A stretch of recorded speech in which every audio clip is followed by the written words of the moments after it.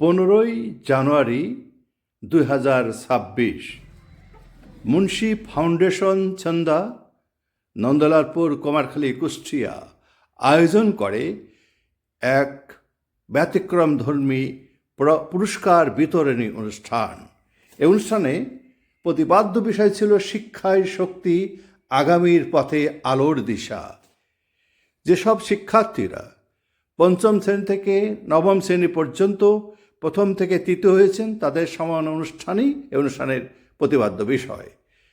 এই অনুষ্ঠানের প্রধান অতিথি হিসেবে উপস্থিত ছিলেন এস.এম. আফজাল হোসেন, লেখক গবেষক।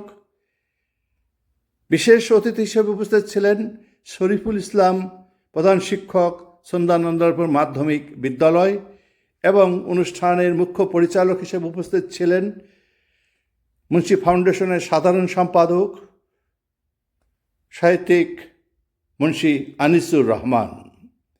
এছাড়া এই অনুষ্ঠানে স্থানীয় শিক্ষকরা উপস্থিত ছিলেন শিক্ষক আমজাদ হোসেন এবং আসলাম হোসেন। মুন্সি আবু জাফর অনুষ্ঠানের সভাপতিত্ব করেন। এই অনুষ্ঠানে ছাত্রছাত্রীদের মধ্যে বই এবং অর্থ প্রদান করা হয়ে থাকে।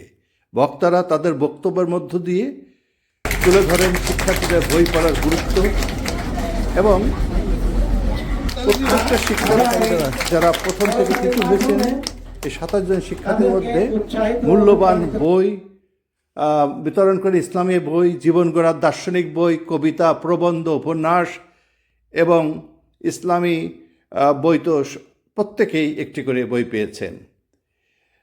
এই বইগুলো তাদের জীবনে সুফল বয়ে আনবে এটা প্রত্যাশা করেন এবং বইগুলো পারিবারিক সবাই মিলে পড়ার জন্য আহ্বান জানানো হয়।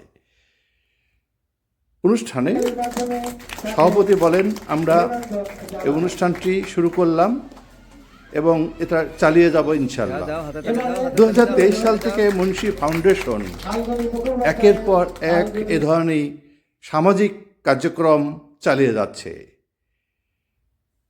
এই কার্যক্রমের সাথে সবাইকে একাত্ম হওয়ার জন্য আহ্বান জানান মুন্সি ফাউন্ডেশনের মুখ্য পরিচালক মুন্সি আনিসুর রহমান। উপস্থাপনা করেন কবি ফজলুল হক।